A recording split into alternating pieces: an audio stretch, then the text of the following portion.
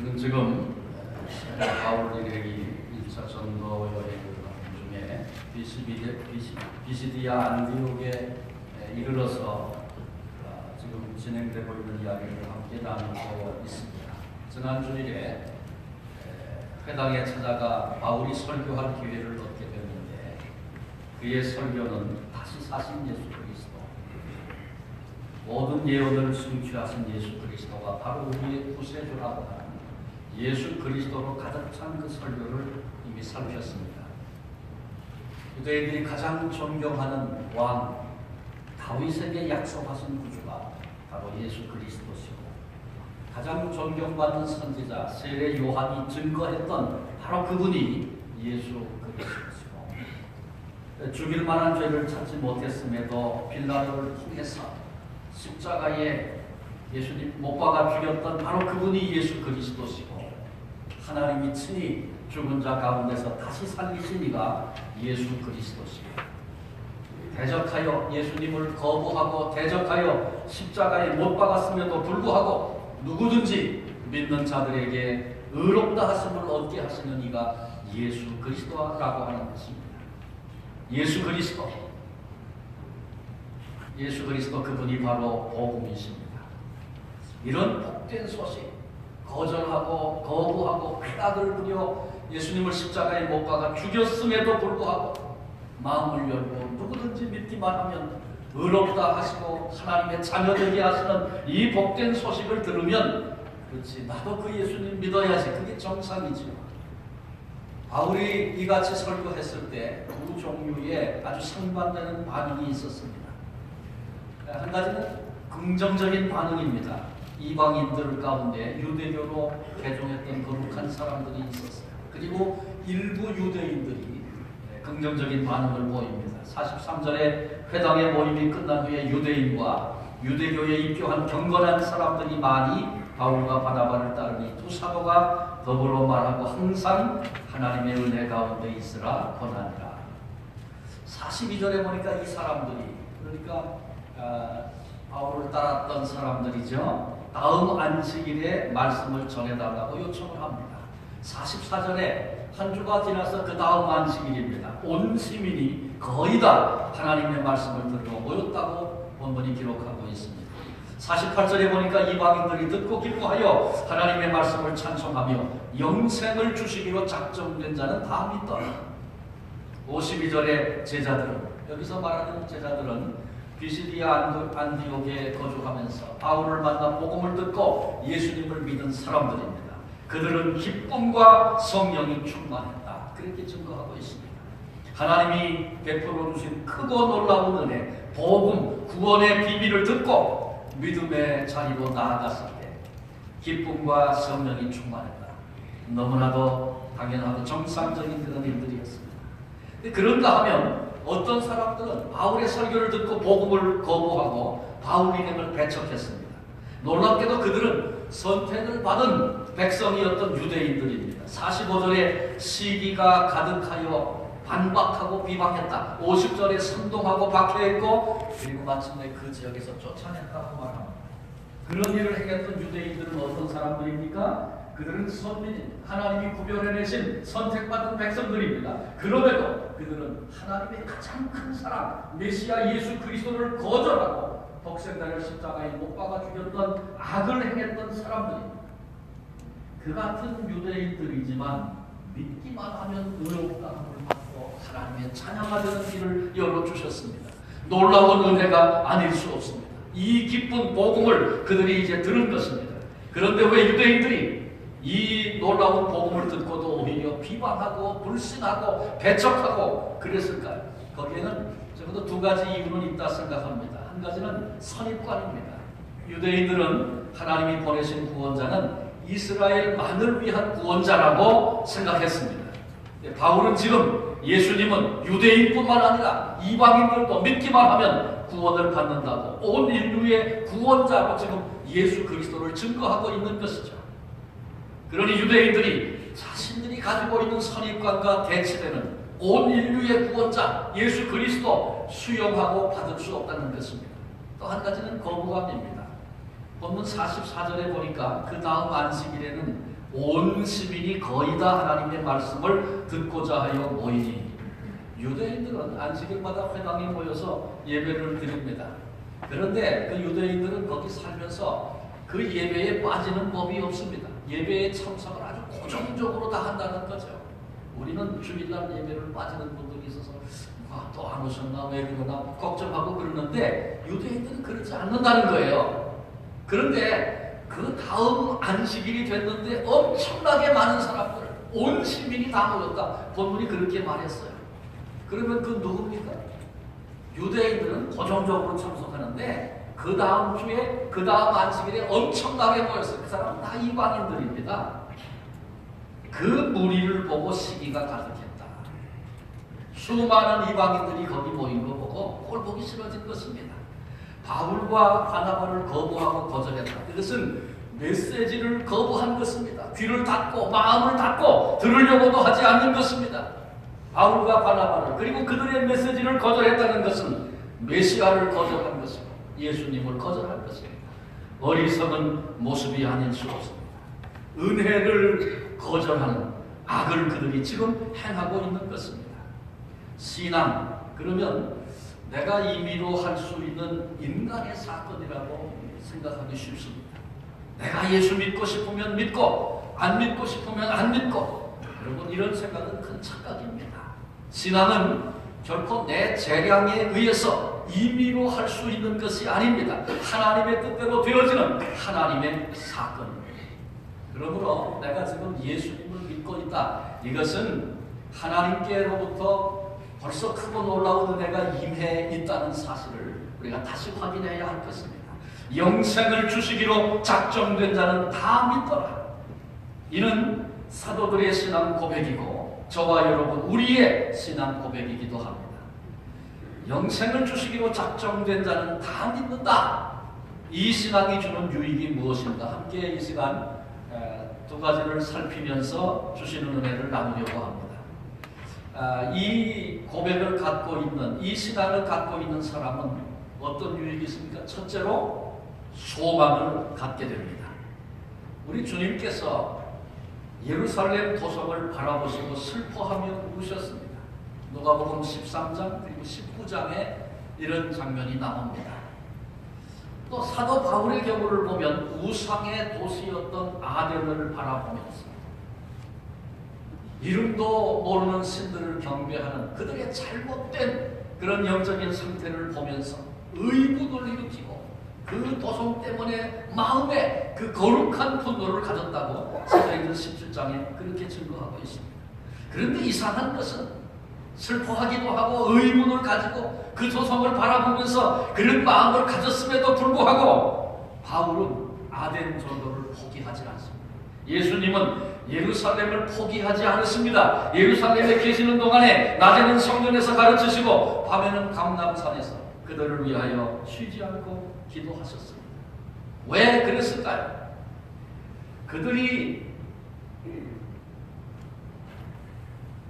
슬퍼할 수밖에 없는, 분노할 수밖에 없는 그런 모습을 지금 보이고 있지만 그럼에도 불구하고 이 도성에 영생을 주시기로 작정된 자들이 있으리라고 하는 이 소망 때문에 그런 것입니다.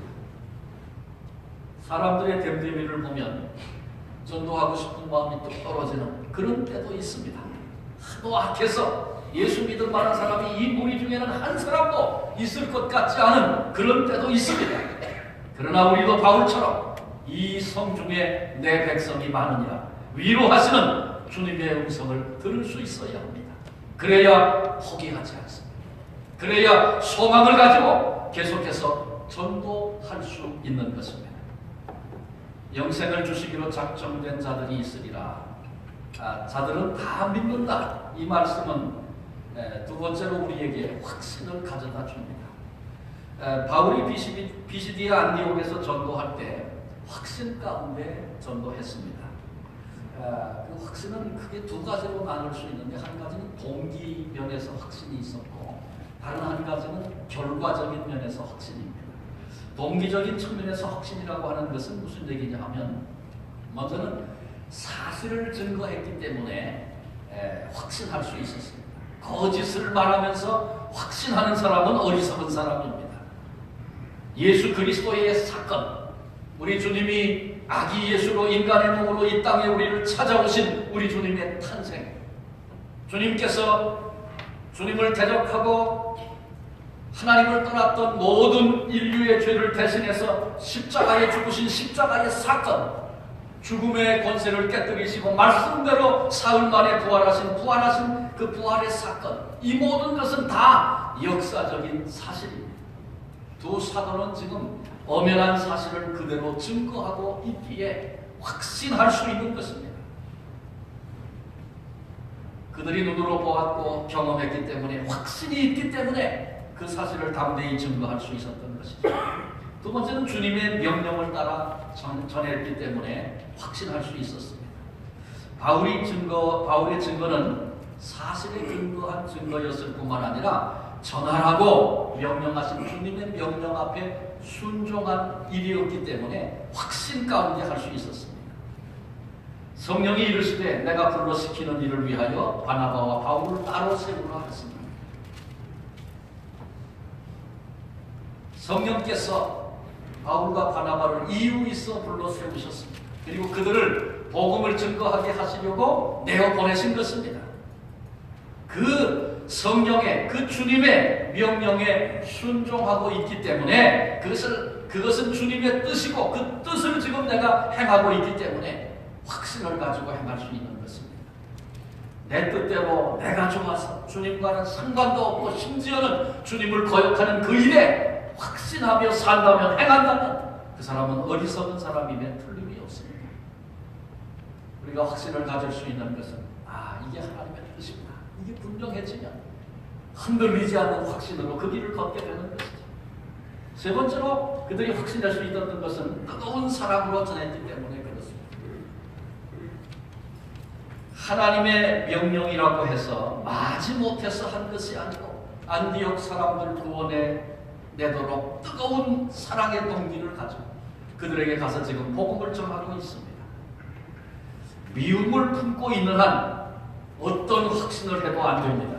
그것은 스스로를 속이는 일입니다. 바울은 지금 사랑의 동기를 가지고 이것에 와서 복음을 증거하고 있습니다. 그러니 유대인들의 입장에서 볼 때 시비할 이유가 없습니다. 오히려 감사해야 할 것입니다. 동시에 바울은 지금 확신이 있기 때문에 예의를 갖추고, 예의라고 하는 좀 그렇긴 합니다만 그 태도와 마음의 흔들림이 없이 이 사명을 감당할 수 있었습니다. 비시디아 안디옥에 거주하는 유대인들을 존중해서 먼저 안식일에 회당에 먼저 갔습니다. 그러니까 자기 동족에게 복음을 전하겠다는 그런 마음 때문에 선택한 것이죠. 그러니 유대인들이 기분 나빠해야 할 이유가 전혀 없는 것입니다. 그럼에도 불구하고 유대인들은 이제 바울이 전도할 때, 복음을 전할 때 많은 사람들이 모여든 그 성과를 보면서 시기가 일어났습니다. 그래서 귀부인들, 그 지역의 유지들을 선동해서 바울이 내기를 핍박한 것이죠. 선한 마음을 가지고, 선한 동기를 가지고 와서 사랑의 마음으로 복음을 전했는데 대적하고 사람들을 일으켜서 핍박하고 그렇습니다. 그렇게 되면 전도하고 싶은 마음이 나겠습니까? 다 때려치우고 싶은 마음이 들 수도 있었을 것입니다. 그러나 두 사도는 그러지 않았습니다. 무슨 소리를 하든지 관계없이 여전히 동일한 자세와 마음으로 예의를 갖추어 지금 복음을 전하는 것입니다. 너희가 아무리 악을 쓰고 반대해도 무례하게 굴어도 영생을 주시기로 작정된 자는 다 믿는다. 이런 확신이 있기 때문에 가질 수 있는 태도였습니다. 지금은 그렇게 악을 쓰고 비방하고 폐악한 짓을 하지만 너희 중에도 작정된 자 있다면 영생을 얻을 것이다. 이 확신이 그 가슴에 있으니까 그들이 악을 행할 때에 같이 악으로 맞서지 않고 동일한 선한 양심을 가지고 그들을 대할 수 있었다. 그런 얘기죠. 그러므로 이 같은 신앙을 가진 사람은 바위처럼 폭풍과 앞에서도 흔들리지 않습니다. 마땅히 해야 할 그 일을 여전히 감당하는 그 자리에 서게 되는 것입니다. 동기적인 면에서 그랬다면 이제 결과적인 측면에서도 얼마든지 확신할 수 있었습니다. 아무리 애를 써도 소용이 없는 일이라면 거기에 뭐 생명을 걸고 희생까지 하고 그거 다 어리석은 일 되지 않겠습니까? 그러나 내가 애를 쓰고 수고할 때 반드시 성과가 열매가 있는 일이라면 어렵다고 해서 결코 포기해서는 되지 않습니다. 오히려 어려울 때 힘들 때 최선을 다해야 하는 것이죠. 만일 하나님이 영생을 주시기로 작정한 사람이 단 한 사람도 없다. 그러면 복음 전도하러 나설 사람이 어디 있겠습니까? 설령 피땀을 쏟아 외쳐본다고 해도 하나님이 구원받을 자 정해놓은 사람이 하나도 없다면 그건 다 헛수고가 되어버리고 말 것입니다. 그런데 이 성 중에 영생을 주시기로 작정된 하나님의 백성이 있다. 그리고 그 사실을 내가 알면 내가 가서 그들에게 복음을 전하기만 하면 작정된 자가 돌아온다는 사실을 내가 알면 어떻게 주저하겠습니까? 가지 말라고 막고 붙잡고 어떤 일이 벌어져도 내가 가기만 하면 가서 외치기만 하면 작정된 자들이 돌아오게 될 텐데 어찌 그 발걸음을 멈출 수 있겠습니까? 어떤 박해를 무릅쓰고라도 가서 그들에게 복음을 전파하고야 말겠다는 사명감이 더욱 불타오르게 될 것입니다. 그래서 사도 바울은 사도행전 20장 23절 24절 이렇게 고백합니다. 오직 성령이 각 성에서 내게 증언하여 결박과 환난이 나를 기다린다 하시나 내가 달려갈 길과 주 예수께 받은 사명 곧 하나님의 은혜의 복음을 증언하는 일을 마치려 하면은 나의 생명조차 조금도 귀한 것으로 여기지 아니하노라. 가면 환난이 핍박이 너를 기다린다고 그렇게 미리 말씀해 주셔도 받은 사명 은혜의 복음 증거하는 일 그 사명을 다 감당하는 일에는 내 생명도 귀한 것으로 여기지 않겠다. 바울이 그런 고백을 하고 있어요. 어떤 사람들은 예정을 믿는 신앙을 전도의 의욕을 저하시킬 수 있다고 그렇게 말하는 사람들이 있습니다. 설명을 드리면 이런 겁니다. 내가 전하지 않아도 하나님이 영생을 주시기로 작정한 사람이라면 다 믿게 될 텐데 구태여 애써 전도할 필요가 없다는 것입니다. 그런 생각, 그런 시각으로 본다면 멋진 향기, 어리석은 일이죠. 길거리 추운 날 길거리에 나가 노방전도하는 사람 어리석은 일이죠. 선교지에 가서 자기 인생을 다 거기 바쳐서 수고하는 거 지극히 어리석은 일이죠. 가만둬도 하나님이 구원하기로 작정한 사람은 다 구원받을 텐데 왜 가서 그런 일을 하느냐. 그런 거죠. 잘못돼도 아주 잘못된 위험한 그런 생각입니다. 사도 바울은 하나님께서 나를 모태에 조성하시기도 전에 나를 선택하셨다고 예정하셨다고 그렇게 고백했던 사람입니다. 그런데 그 바울이 우리는 알잖아요. 지금 1차 전도 여행하고 2차, 3차 마지막에 로마로 죽음을 향해서 그가 달려가지 않습니까? 예정을 믿는데 왜 자기 삶을 다 들여서 복음을 전하겠다고 그 수고를 감당합니까? 만약에 칼빈이 말했던 예정론을 이런 정도로 영생을 주시기로 작정된 자는 다 구원받는다. 그래서 전도할 필요도 없고 가만 내비둬도 구원받은 사람은 구원받고 아무리 열심히 해도 하나님이 버린 사람은 멸망하고 그렇게 우리가 예정론을 이해해버린다면 이렇게 가볍게 이해해버린다면 우리 큰 오류에 빠질 것입니다. 그러니 그냥 버려두자 그런 것이 아니고 그러니 복음만 들으면 이미 작정하신 자들 다 영생을 얻게 될 텐데 복음을 전해서 반드시 구해내리라. 이런 태도와 자세를 갖게 되는 것 그것이 올바른 것입니다. 예정은 하나님이 하시는 거죠. 그런데 하나님께서 그 예정하신 사람을 건져내고 구원하는 그 일을 사람을 통해서 하시는 것입니다. 그래서 우리 주님께서 성령이 임하시면 너희가 권능을 받고 곳곳에 다니며 복음을 증거해야 한다고 사명을 맡겨주셨다. 지금 사도 바울 일행도 그 사명에 그 명령에 순종해서 지금 복음을 위해서 힘든 길, 어려운 길 지금 걷고 있는 것이죠. 참으로 충성된 종이라면 그러기에 더 빨리 가서 전해야 되겠다고 하는 절박한 사명감에 붙들려야 하는 것입니다. 요나의 이야기를 우리는 기억합니다. 니느웨 도성, 하나님께서 그 도성에, 죄가 가득한 그 도성의 수많은 영혼들을 건져내시고 구원하시고 영생을 주시기로 작정을 하셨습니다. 그리고 이제 요나를 부르십니다. 너 가라! 가서 그들에게 외치라. 주님이 당부하셨습니다.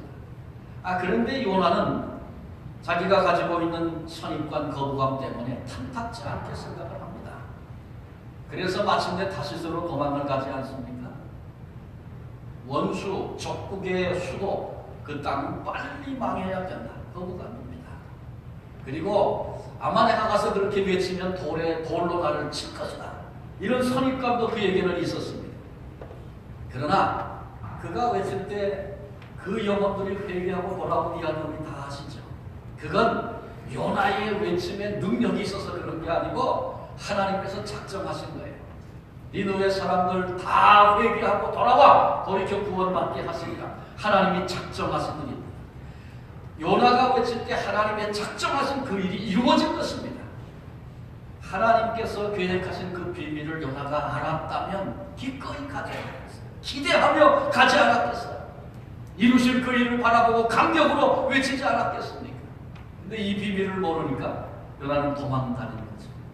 구원하시기로 작정하시고 하나님께서 그 요나가 잘못 생각하고 오해하니까 요나를 따라가시면서 그 생각을 바꾸시고 눈을 열어 보게 하시고 결국은 항복하고 하나님의 계획 앞에 순종하는 자로 나아가게 되지 않습니다. 여러분, 그런 것입니다. 이 니느웨 요나의 이야기는 그때의 얘기만 아니고 오늘 우리의 이야기일 수도 있습니다. 여러분, 우리의 가족 중에, 우리의 친척 가운데, 그리고 이웃들 가운데 극렬히 기독교를 반대하는, 예수 그리스도를 반대하는 그런 사람이 있습니까? 그들에게 전도했다간 욕이나 먹고 절대로 결심할 수 없겠다, 그렇게 판단되고 생각되는 사람들이 있습니까? 그러나 이때 우리는 다시 생각해야 합니다. 영생을 주시기로 작정된 자는 다 믿더라. 지금은 반대하고 눈이 가리워져서 저렇게 어리석은 얘기를 하고 공격을 하고 핍박을 하고 그러지만 나는 압니다. 여러분 속에 하나님이 영생을 주시기로 작정한 자가 있다면 반드시 돌아오게 될 것이고 구원받게 될 것입니다. 이 확신 우리들이 가져야 합니다. 그때 비로소 전도의 사명을 바로 감당할 수 있는 것입니다. 우리에게 주신 기회 놓치지 말아야 합니다. 요나가 끝까지 하나님 거절하고 순종하지 않았다면 하나님께서 요나를 폐하시고 다른 사람을 통해서라도 그 역사 이루셨을 것입니다. 그렇습니다. 하나님이 구원하기로 작정하신 사람 하나님 반드시 구원하십니다. 그런데 사람을 통해서 하신다고 했죠. 사명을 주셨는데, 그런 기회를 주셨는데 내가 거절하고 내가 하지 않으면 하나님은 다른 사람을 통해서 하실 것입니다. 그러나 나는 하나님이 이루신 그 영광의 사건과 그 역사와 무관한 사람이 될 것입니다. 어쩌면 하나님 앞에 그 핏값을 물어야 할 책임자가, 책임을 져야 할 사람이 될 수도 있다. 결코 잊지 말아야 할 것입니다.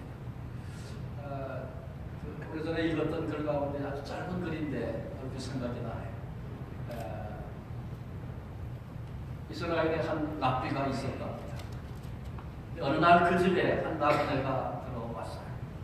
그래서 그를 영접하고 식사를 잘 준비해서 식탁을 차려줬어요.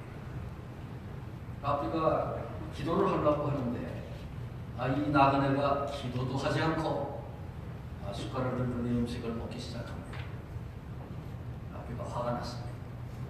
음식을 먹을 때 어떻게 하나님께 감사하지 않고 음식을 먹었습니다.